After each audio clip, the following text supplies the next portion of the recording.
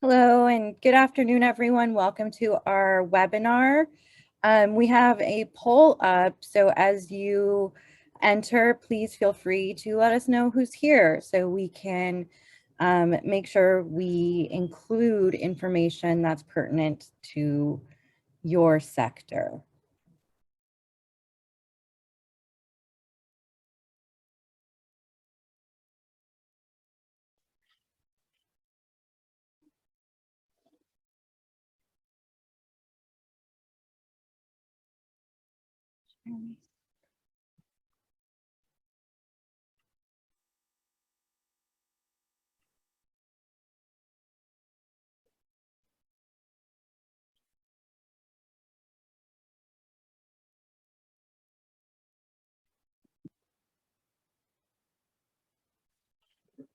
Okay, and we will get started in a few minutes. Let people join as they filter in. Please feel free to complete the poll so we can make sure that we discuss opportunities that can help you in the sector and your building.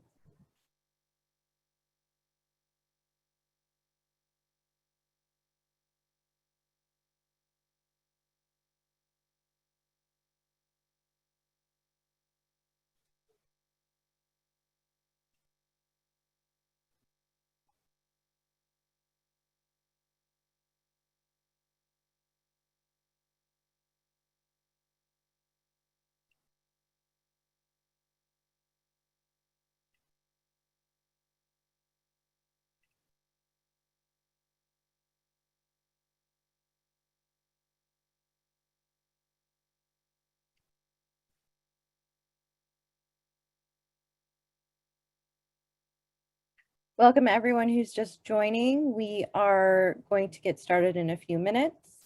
Please feel free to enter what sector you're in the poll so we can get a good gauge of our audience and make sure we address solutions that can help your building and your sector.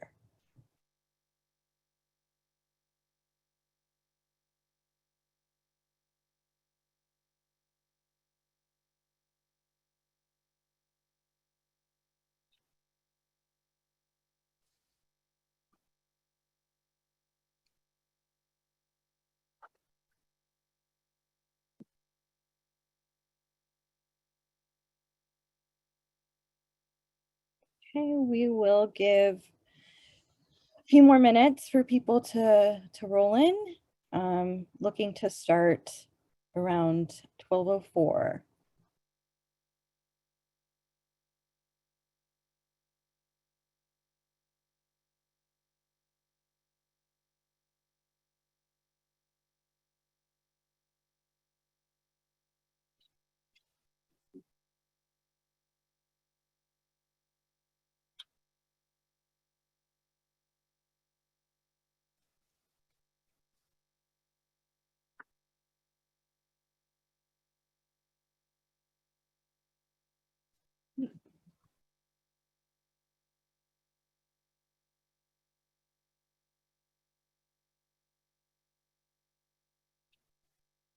Thank you everyone for joining us today.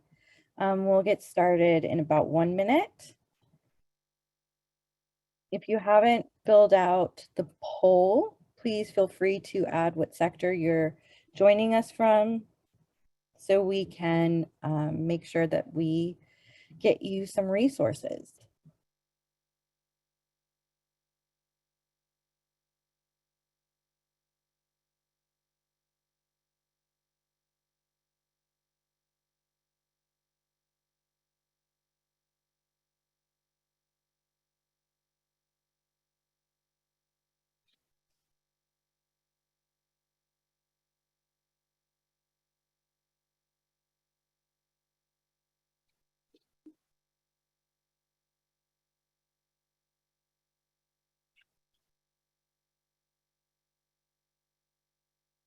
All right, I think we can go ahead and close the poll for now and start making it through our presentation.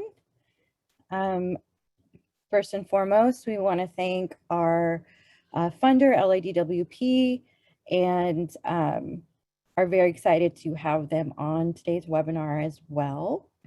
A few housekeeping items. Lines will be muted. We are encouraging questions in both the chat and Q&A. We'd like this webinar to be as interactive as possible, so please feel free to utilize both tools, whichever one you prefer. We will send the slides, recording, and resources by Friday of the end of this week. And as always, please tell us how we did. I will now pass the stage over to Maureen Erbeznik, our Water Technical Advisor with LABBC, and she will be leading today's webinar.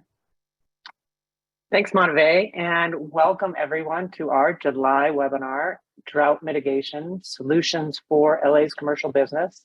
As Monterey said, my name is Maureen Erbeznik, and I'm the Water Technical Advisor for the Los Angeles Better Buildings Challenge, and I'll be facilitating our roundtable discussion today, where we'll be covering an extremely timely topic.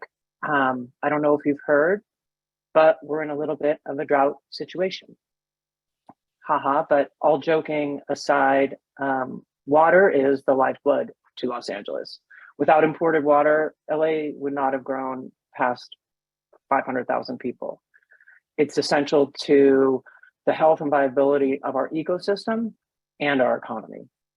And our water supply situation is real. It's at a critical stage, and that's why we're here. Hold on one second. Yeah, you can go.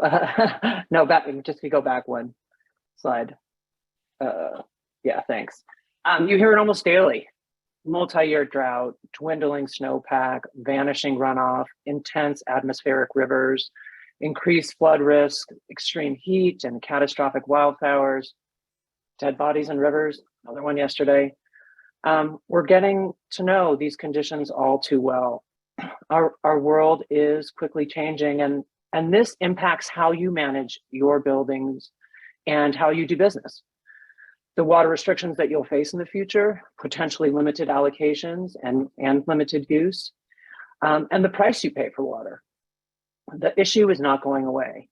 You've probably seen this map several times, but I wanted to show it so we can all get a bit of perspective on the condition.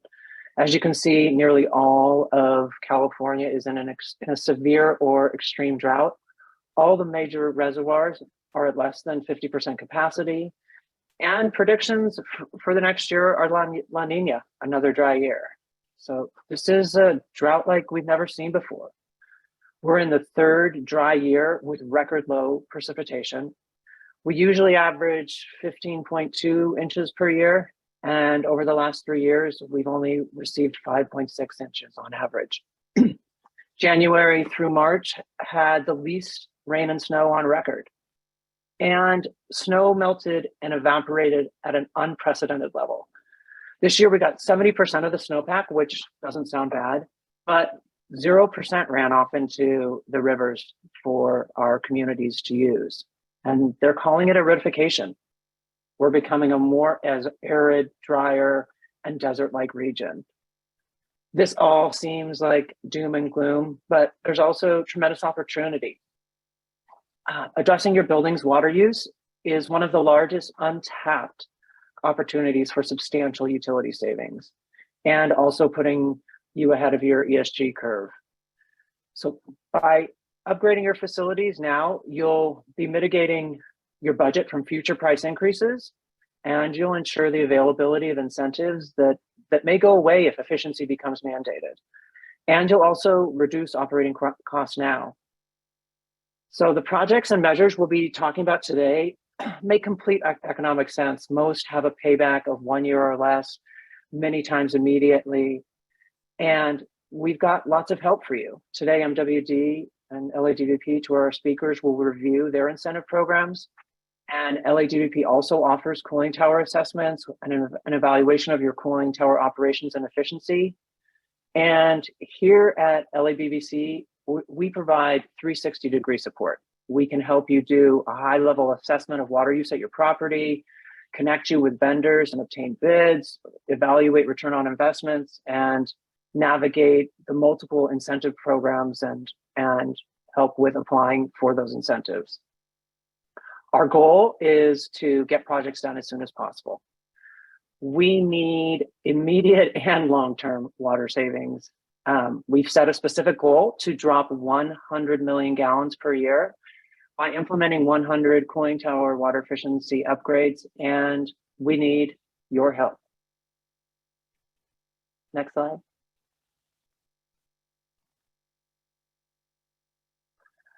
So we have some fantastic speakers here today that are going to brief us on the current water supply situation, how this drought is different from the last drought. They'll give us insight into what next year and future years look like, and how this impacts your properties and businesses. We'll also discuss what the best opportunities are for you to reduce water use at your property, what incentives are available for you, and how you can combine those incentives to improve your return on investment. Today, you'll hear from Bill McDonald, Manager of Water Use Efficiency for Metropolitan Water District, the regional wholesaler of water for Southern California. Bill is responsible for all things water efficiency at Metropolitan, including Met's regional incentive program, SoCal Water Smart, and their pay for performance incentive program, the Water Savings Incentive Program, as well as emerging technology investments and funding of local programs. Terrence McCarthy is the Manager of Water Resources Policy for Los Angeles Department of Water and Power. And Terrence is responsible for the planning, development, and implementation of conservation and water use efficiency at the department. He sets policy for key programs, including LADWP's Technical Assistance Program and their device and turf replacement incentives and support programs. And he also manages the regulatory and compliance group at LADWP. Cora Kmeyer is a senior researcher at the Pacific Institute, where she works on corporate water stewardship, integrated water management, California water policy, global water governance, and more. In particular, much of her work supports the UN Global Compact CEO Water Mandate and the California Water Action Collaborative, which we'll hear a little bit more about today. So it's going to be a super interesting and dynamic conversation. As we said earlier, we want this webinar to be interactive and encourage everyone to ask questions. Please put the questions in the chat or Q&A. We don't want to be speaking at you. We want to give you context to the seriousness of the situation and provide real and actionable support and solutions. So please let us know what you're interested in and where we can support you so we can direct our efforts there. But before I turn it over to Bill, let's first see what's being recommended in other states.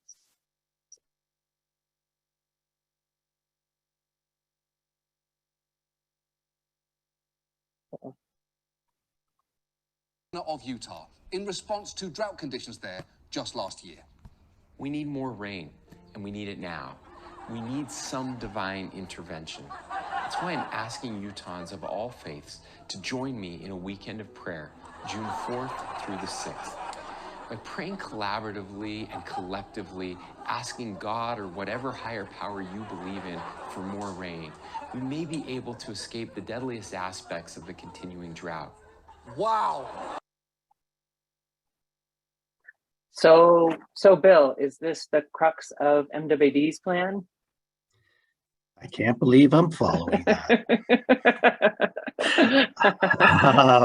No, that is not our plan, although it is quite true that actually did happen, and it's quite hysterical, but that is not part of our plan. You folks here from Los Angeles basically don't have to pray to a higher power. They have Terrence and LADWP and Pacific Institute and other folks that will be able to assist them in Metropolitan in partnership with LADWP. So will we be going to my next slide, which will kind of give us a situation of what's happening here. So a lot of, you heard Maureen talk about it's in the news, the drought's in the news, and it is very real and it's unprecedented. What I wanted to talk about is what's called the State Water Project. What you're seeing on the news, because it's very visual, is the Colorado River, Lake Mead. It's dropping as we speak, and so boats are popping up and bodies are popping up in Lake Mead. And that's obviously a crisis and an issue. Southern California gets their water from a few sources, from the Colorado River, from the LADWP aqueduct, and from groundwater. And Metropolitan is the provider of water from the Colorado River and what's called the State Water Project, which is the water from Northern California. So basically, we're the importer of water from Northern California and from the Colorado River. The Northern California project, you don't see it getting as much air and press time because it doesn't have that visual piece. But this is the crisis that Terrence and I and others will be talking about today. And that's what Maureen kind of explained, is that, so in our service area, a lot of our service area is getting water from both the State Water Project and the Colorado River, but there are other areas they're going to really rely on just one of our sources, which is the State Water Project. Normally, over a 3-year period, we'd get over 3 million acre feet of water from that area, and that would service our, a northern part of our service area, which includes Los Angeles. However, as you see, we've only gotten a little over 500,000 acre feet over 3 years. And this is what Maureen was talking about, the aridification. Even if we're getting snow in the mountains up in Northern California, when it's melting, basically due to the aridification, the ground is absorbing a lot of the water, and it's not basically flowing down here into Southern California. So this is the lowest amount of water we've ever had. And that middle number, the 1 million acre feet, what that is when folks were planning, they thought worst case scenario, never going to happen, but worst case scenario is over a three-year period, we'd get 1 million acre feet, which is a little bit about almost twice what we actually got. So this just shows you the unprecedented nature of what's happening. Forecasters had no idea it would be this bad. So next slide. In the State Water Project area, which includes the Los Angeles Department of Water and Power, as you can see, we have this basic graph of supplies and demands. So as you can see, our demands exceed our supplies, and there's just no two ways about it. In the summer, from June all the way through though to December, we have a problem. We're going to have a bigger demand than we have a supply for. And Terrence will go into a lot of details as LADWP is stepping up and doing quite a bit. But this is the crisis that's facing the city of Los Angeles now, is what is coming from the State Water Project. We have to reduce our demands. There's no way we're going to be able to create water here in Southern California in the middle of the summer. I come from New England. In the summer, it rains. It rains a lot. Get a lot of precipitation in the summer. You just recently read where St. Louis and other folks are getting flooding. A lot of parts of the United States have precipitation in the summer. We probably will have nothing all the way, who knows, through November. So the only way is to reduce demand, which is what we'll be talking about today. Next. And so what we've done, and again, Terrence will go into a lot more details, we're the wholesaler for all of Southern California, from San Diego up to Ventura. Is what Metropolitan did is we declared an emergency. And for these communities of Los Angeles and Ventura and San Bernardino counties, basically, what we're talking about here today is Los Angeles. So the areas that are served by what's called the State Water Project, which is about 6 million people of the 19 million people we serve in Southern California. So a third of Southern California is heavily reliant on the State Water Project. There's a lot of restrictions now, and Terrence will go into the details of what's happening here in here in Los Angeles. But we've asked LADWP and the other agencies that we serve in San Bernardino and Ventura counties to either select certain venues, to either go to 1 day a week watering or 2 day a week watering, or go to a basically a budget where we give them a certain amount of water. So it's unprecedented. I've been working at Metropolitan for 25 years and been working in the water industry for 40, and I've never seen anything like this. And I think that's the last slide I had. I'm just trying to give a preview of Treetop. Thanks, Bill. And we'll loop back with you to talk about what programs you have available as well. And now we'll turn it over to Terrence to talk a little bit more about the local water supply. All right, well, good afternoon, everybody. Terrence McCarthy with LADWP here. So just to kind of start with some basics on Los Angeles's water supply. If you continue to click through, it'll animate kind of the different supply sources. So the first supply source that Bill mentioned that really is in a state of peril right now is the State Water Project. And that is bringing water, as you can see, down from the San Francisco Bay Delta area down into Southern California. And specific to Los Angeles and the other 6 member agencies that are impacted by the State Water Project restrictions, or limitations, should I say, there's 2 branches that come off of the State Water Project there. There's the West branch, which is on the left side of the screen in the red, and then the other East branch is on the right side of the screen. And essentially every area that is served by those 2 branches of State Water Project that are north of the green line, which is the Colorado River Aqueduct, are those agencies that are more impacted by this shortage on the State Water Project. And so that'll just give you some kind of spatial recognition of where the real issue is this year. But, you know, in terms of Los Angeles's water supply, we do have the aqueduct that brings water down to us from the Eastern Sierras. But obviously, if there's a drought and snow shortages in the Sierras, we don't see the water in the aqueduct the same way we don't see it in the State Water Project. So both of those systems are constrained right now as a result of the drought. And then, as Bill was mentioning, the Colorado River Aqueduct brings water in, but you've probably heard in the news of the peril that system faces as well. But that water can't make its way up into Los Angeles, which is the little yellow spot on the purple metropolitan service area.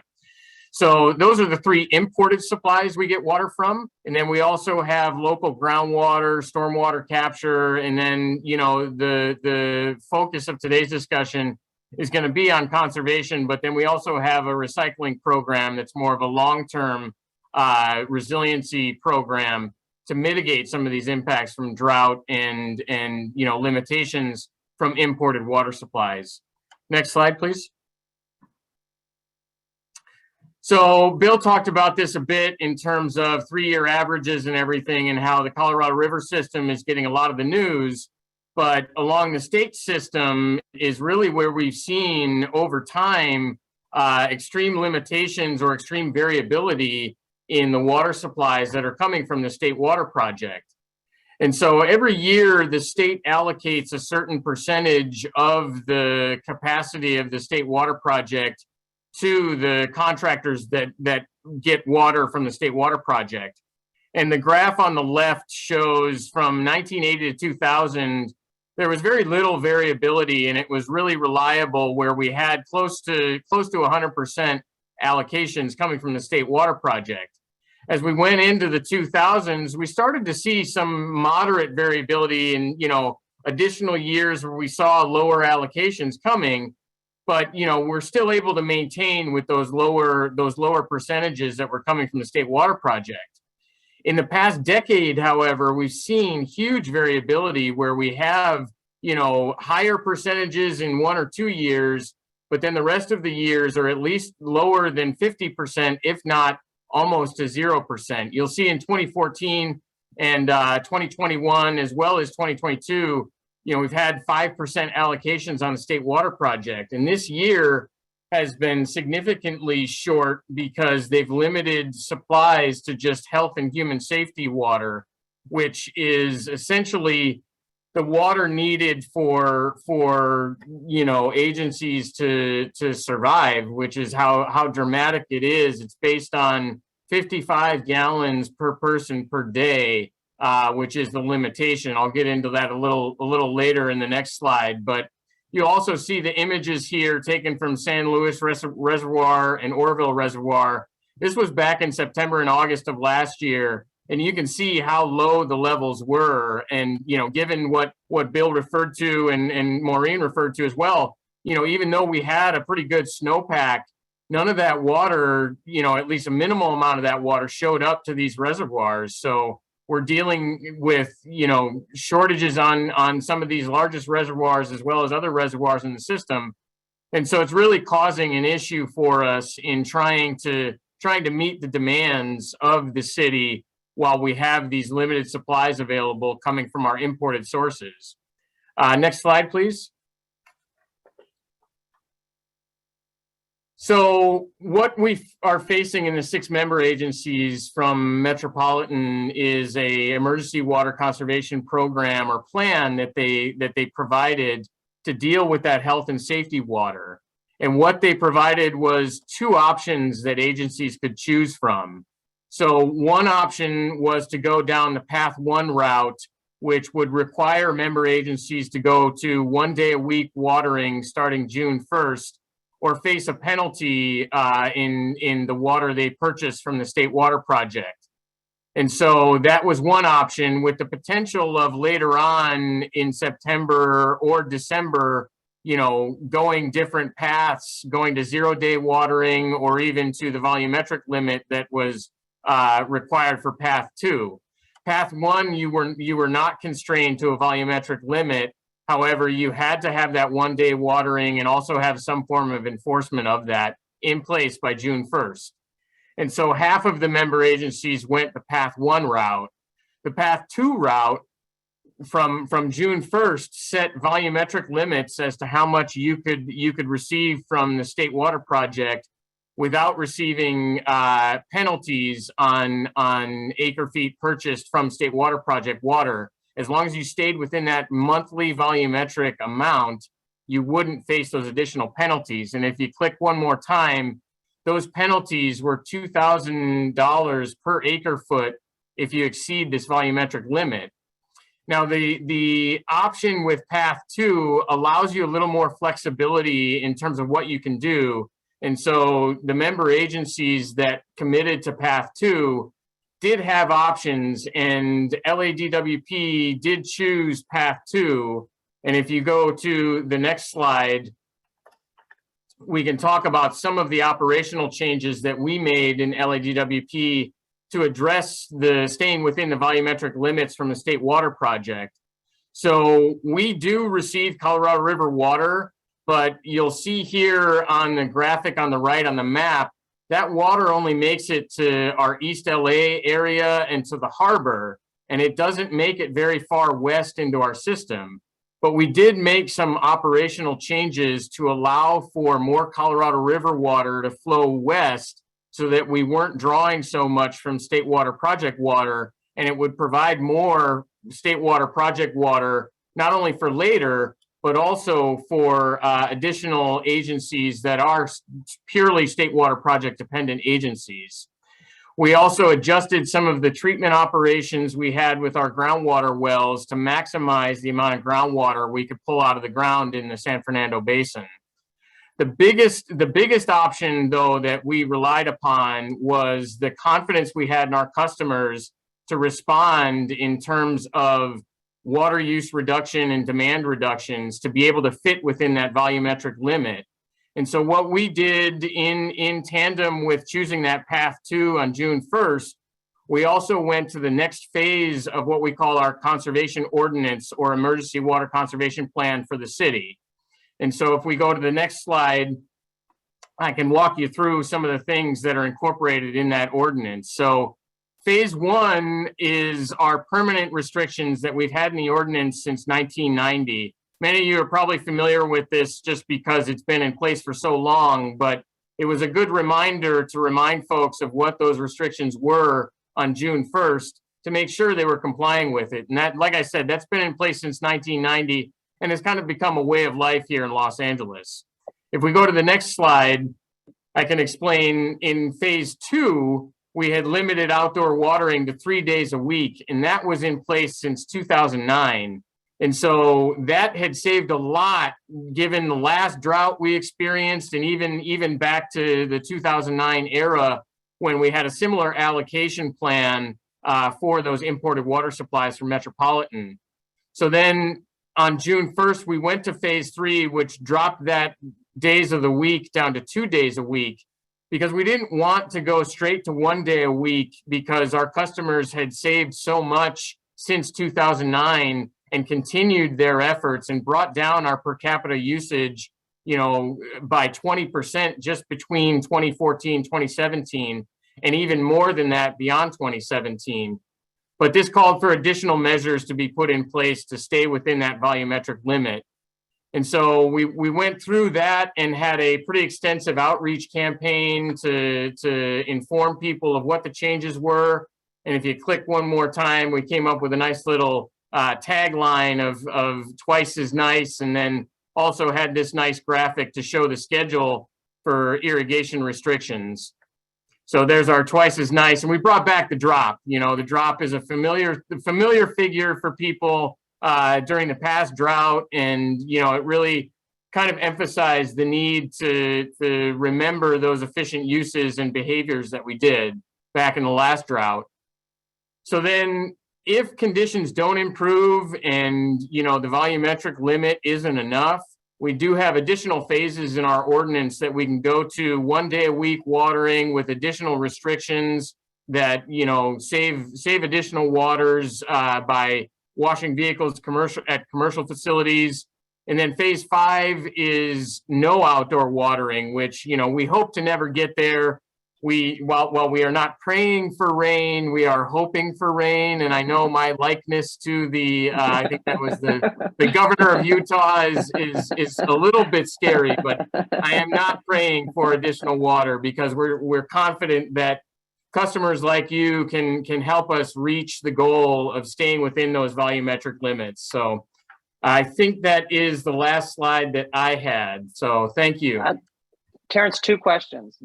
So these water waste restrictions impact commercial customers too, correct? Yes, all of the restrictions of our conservation ordinance apply to every customer, residential, commercial, industrial, anyone that uses water in Los Angeles has to comply by those. And what about the state's requirement on non-functional turf? So the state did come out with a requirement for no irrigation for commercial, industrial properties on what they define as non-functional turf. And they have requested that agencies work to enforce that. And we do have a dedicated team of enforcement personnel that are going out strictly not for, penalizing people, but our focus is more on educating people on what the restrictions are, of which that CII ban on non-functional turf.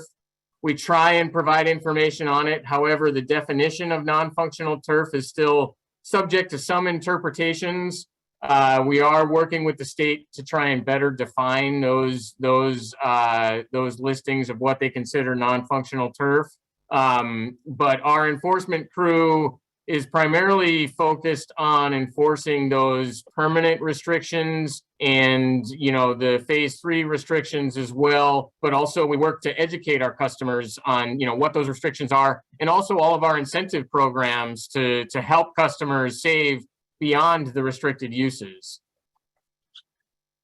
Terrence, this is Bill. Can you give maybe the folks online an example of what non-functional turf is? Because it's kind of like the new buzzword that we use in the water industry, and they may start hearing it more and more. And I know you said you'd be defining it a little bit more, but it might be good if some, couple real world examples in that. Yeah, that's a great point, Bill. Thanks for bringing it up, and thanks for having me answer the question. No, but just a good example, a good way to think of it is if your landscaper is the only person that walks on that grass when they mow it, that's non-functional turf because there's really no purpose for it other than aesthetic looks. Some examples might be as you're driving down the street and you look in the middle of the roadway and there's a grass strip median, that has no real functional purpose other than visual, greenness as you drive along the roadway. Some other examples might be, parkways that don't get a lot of pedestrian traffic on them. But just generally thinking of it, if nobody uses it, if nobody walks on it, that's considered non-functional turf. And if it's just there to look nice, that is probably the easiest way to define it. Great. Well, thanks, Terrence. And the good news is, though, that you did make your allocation for June. Everyone did bring down their use. And yeah, I'm sorry, I failed to mention that. I should have mentioned that, we did make the announcement of the phase 3 of our conservation ordinance in May. And when compared to 2021 usage, May usage was down 3%. And then in June, our usage went down 9% when compared to 2021. And so far along in July, we're seeing similar downtrending of our demands, which shows that customers really are heeding the message and really doing everything they can to bring down that water usage, which is a key component to responding to this crisis. Yeah, I definitely agree. And I think that's where we'd probably be talking about the difference between water conservation and water efficiency. Water conservation being immediate water reduction through behavioral measures, and efficiency being water reduction through technology upgrades. And we need both right now, but I think we're especially looking to the commercial industry for the water efficiency, for some of the things we'll talk about today about using technology to reduce the water use at your properties. So now I'm going to bring it back Mo, to just to add a tangible experience, and since Bill, makes me the put it boots on the ground type example. Just imagine conservation as taking a shorter shower, whereas efficiency might be changing out your shower head and you save water regardless of the amount of time you're saving water. But your behavior of taking a shorter shower also reduces that water. So it's almost if you combine conservation and efficiency, you double down on those savings that you would get. So exactly. Great. Well, we had the second poll here that everyone was completing while we were talking. What's the biggest opportunity for water savings? And looks like the group is, which isn't incorrect here in Los Angeles, but saying lawn and landscape are a huge opportunity, especially if you have it at your property, and cooling is second, and depending upon the age of your property, toilets would be. So I think we've got a group that's kind of right on about where the opportunity is, but I'm going to turn it over to Cora and have her talk a little bit more about the research project they did at Pacific Institute. Thanks, Maureen. Hi, everyone. My name is Cora Kameyer. I am a researcher at the Pacific Institute, which for those who might not be familiar, we are a nonprofit research group based in Oakland, and we have the mission of creating and advancing solutions to the world's most pressing water challenges. And certainly in California, there are plenty of pressing water challenges to focus on. So we can go to the next slide. Earlier this year, the Pacific Institute put out a new research report that looked at the opportunities to save water across the state. And this looked at water efficiency, at stormwater capture, and also at water recycling. I'll focus mostly on the water efficiency findings today. And in the South Coast, and in Southern California, including LA, is where we found the greatest opportunities for water savings. And you can see here as background, the pie chart showing kind of what the breakdown is of current water uses in California. And you can see that commercial, industrial, and institutional segment at 16%. When we looked overall at the water savings opportunities across the state, we found 2 to 3 million acre feet per year of opportunities to save water. And in Southern California, that number was about 1 to 1.7 million acre feet per year. So that's enough water to provide for about 3 million households And thanks so much. Someone just put the link to this new report in the chat. So I encourage you to check that out when you get a chance. And it was great to see in the poll that we just did, the audience seems to think that, landscaping and leak detection are some of the top opportunities for saving water in the CII sector, which teed me up really well because those were the two topics I wanted to dive into a little bit more deeply today when thinking about solutions. So if we can go to the next slide. So first I wanted to talk about landscaping. We heard Bill and Terrence talk about the restrictions on outdoor watering and the recent ban on irrigation of non-functional turf for commercial, industrial, and institutional properties. And the good news is that there are some really great climate appropriate and beautiful landscapes that we can transition to away from water intensive and low biodiversity lawns. And this is a graphic from a Pacific Institute guidebook on sustainable landscaping that describes some of the multiple benefits of sustainable landscapes, not just for saving water in the face of drought and long-term aridification, but also providing benefits like healthier soils and sequestering carbon, reducing urban heat island impacts, and generally making urban outdoor landscapes more pleasant and livable for the communities that are using them. So that's one example, of a solution that we can turn to in the face of drought. And then if we go to the next slide, I also wanted to share another example that's around leak detection. And this is a project that the Pacific Institute has been partnering with Metropolitan Water District and LADWP, as well as a technology company called Sensor Industries, where we've been finding and fixing leaky toilets in low-income multifamily apartment buildings in Los Angeles. The idea here being, as you all recognize, catching leaks is one of the highest opportunities to save water, and leaky toilets are one of the biggest sources of water waste indoors, particularly in multifamily apartment buildings where they can be really hard to catch.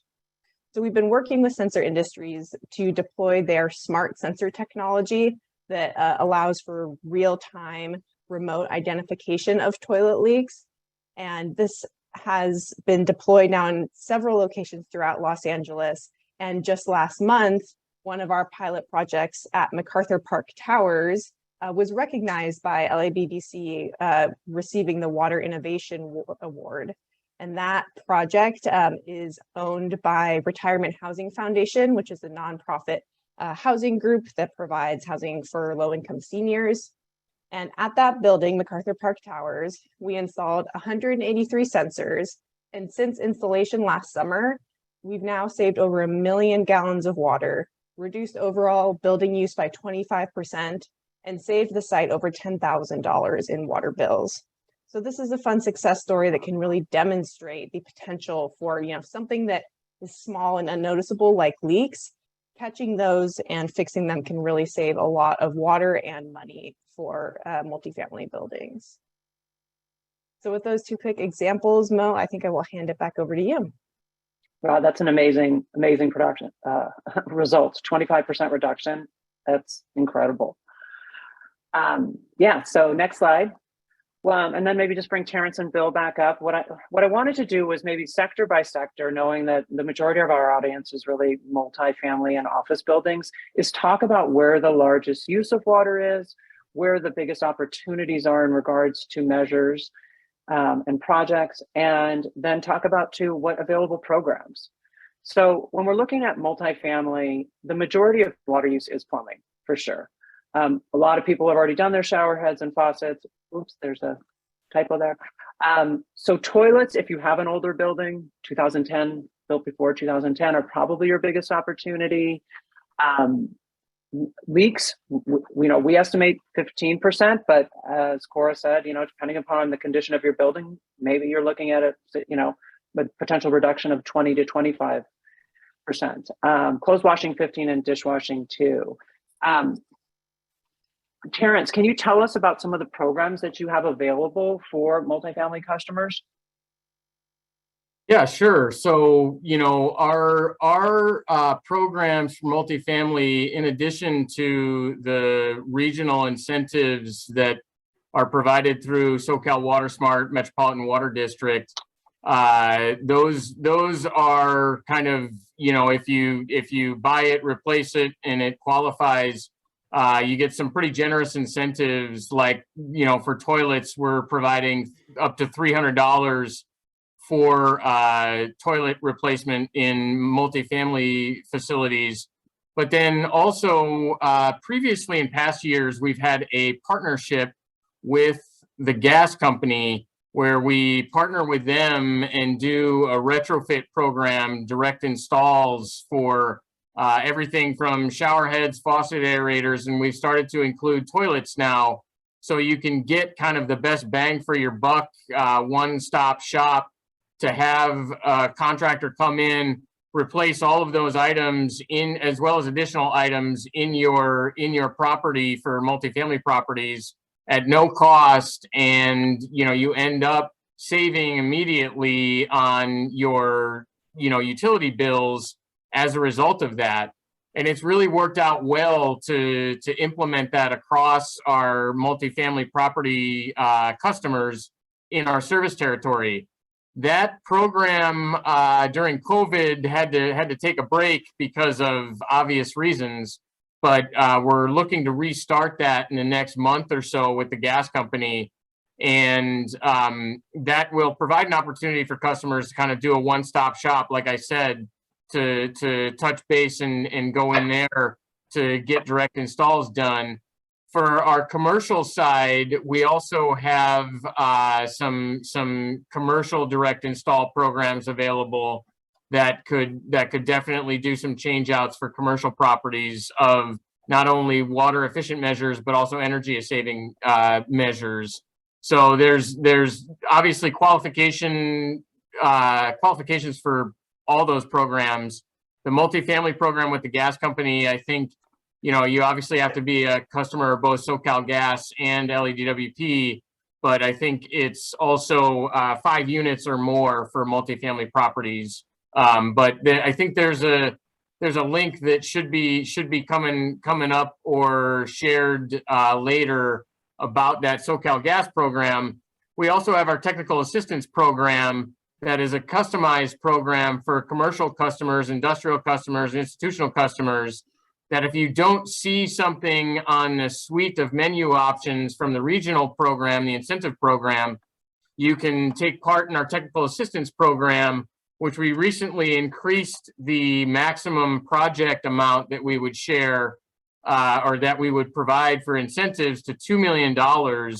And that is really something that can help you afford change outs on your property. And the way the technical assistance program works is we establish a baseline water use for that particular part of your business, whether it be a cooling tower or some industrial process you have that's unique to your facility.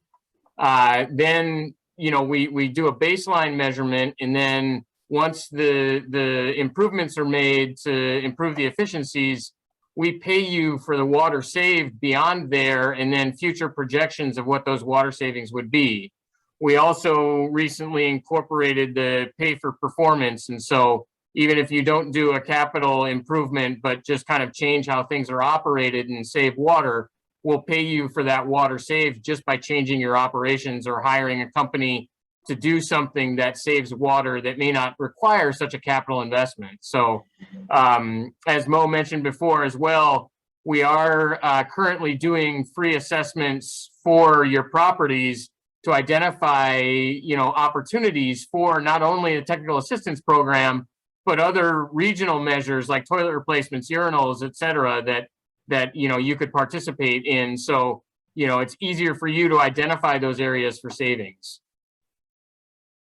Great. And one of the things is to say before Bill starts, but Cora's the program project she talked about went through the pay for performance. So leak detection is an opportune time to go through a program like that. In fact, they did also participate in MWD's Water and Savings Incentive Program. And I'll let Bill just take a moment there to talk about that program and any other things that you have. Thank you, Maureen. Yeah, the the programs that you heard Terrence talk about for LADWP are most, if not all of them, are in partnership with Metropolitan. So you'll be getting, you know, a lot of agencies are not co-funding programs or providing assistance like LADWP. You see here the free assessments. So we have regional programs so that anybody in our service area, if you happen to be outside of LA, can still participate in our program. You may not get the additional fund. You wouldn't get the additional funding from LADWP. So I just wanted to make sure you knew that all of these programs are in partnership with Metropolitan. And kind of think of it like this: if you're doing something in your commercial building, whether it's a commercial building or a multifamily building, whether it's inside the building, whether it's outside the building, if you're saving water, LADWP can help you. And through the partnership between LADWP and Metropolitan, we'll have something there for you. If it's some, you know, you hear this term pay for performance all the time. What we mean by that is something that's not cookie cutter. Obviously, you could go in and change the toilets in your multifamily building and get an incentive for that, which is amazing and which is great. But maybe you have already done that. And what you'd like to do is take water that, let's just say, you use in your commercial building and use it in your cooling tower. And maybe you want to clean it up and put it in your landscaping before you dump it. We've had some projects in LA that are actually in a part of LA where the groundwater table is pretty high, and they pump water out of their parking structure. Now they take that water, and instead of pumping it out of their parking structure and dumping it, they pump it out, clean it, and put it in the building. You're the experts of your building. You know way more than Terrence and I and Maureen and Cora on how to save water in your building. But if you're going to save water in your building, contact DWP, and we're here to help. Mo, I just wanted to maybe turn to some questions with the remaining time that we have. Sure. I did want to say one thing just about cooling towers, because as we got to the office buildings, you know, for office buildings, a significant amount of water goes for cooling and the water used in cooling towers. And we are really targeting this because, you know, turf replacement, those projects take a little bit longer. There's a lot of, you know, aesthetics and involved in it and project planning. Cooling tower upgrades can happen fairly quickly.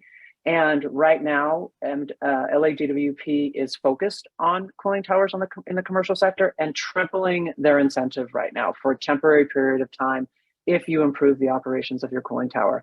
So if I was a customer right now, I would, and you have a cooling tower, multifamily, office, hospitality, any property with a cooling tower, I would focus on that first. And then I would probably move to leak detection, landscape, irrigation upgrades, or turf replacement, and then toilets if your building's older. So just prioritizing stuff. But yeah, let's move to questions, because I know we only have a few more minutes left. Took a little bit longer than we thought. So some questions. Let's look here. Do you foresee running out of incentive dollars, LA or MWD?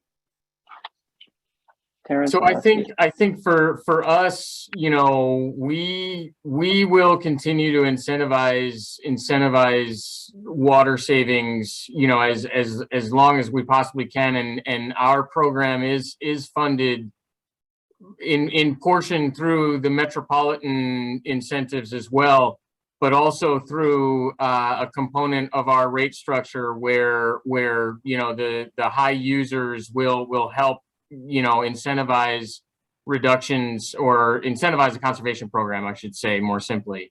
But I don't envision running out of running out of money for those programs anytime soon. Since Agreed. It is so important, and it is one of the easiest and fastest ways we can respond to this immediate crisis. Same here. Great. Are there case studies for commercial properties that have done cooling tower upgrades?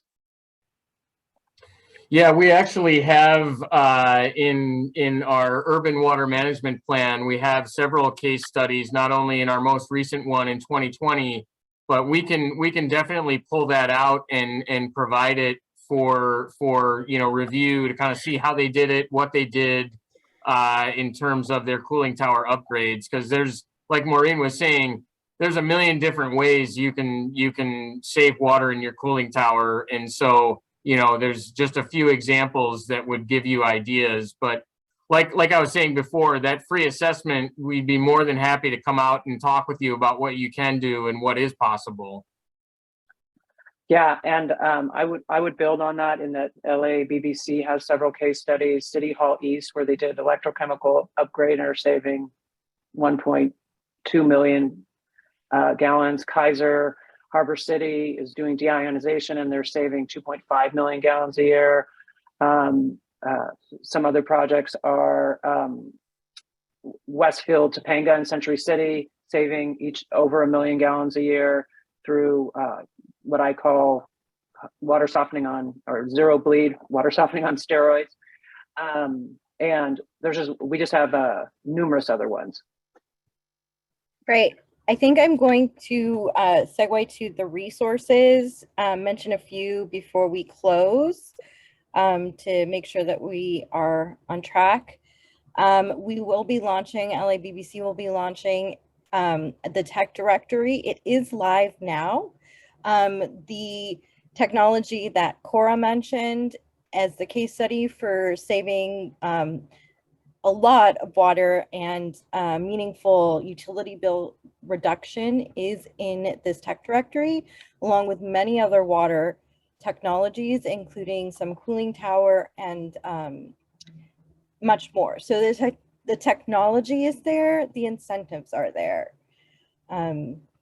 We will also be launching very soon a water rebate navigator, which will help you through LA Open Data also access benchmarking and retro-commissioning information, but then also help guide you to available water rebates that could work for you. Mo mentioned earlier that we've committed to dropping 1 million gallons of water through cooling towers, and you can find out more about that program through our Drop 100 landing page on our website. All these links will be sent with the deck. And a few key takeaways. I will pass it back over to you, Mo. Great, thanks so much. I mean, what do we learn? I mean, we know the water supply situation is critical. We need savings now, but we also need long-term savings because the problem is not going away. There are technologies immediately available that are cost-effective, with great payback. And there's an incentive for practically every technology that you're talking about, probably everyone. Sorry, hold on. The incentives are large. LADWP offers the most significant incentives in the nation, and you'll realize immediate reductions in your operating costs. And lastly, call us. LABBC is here.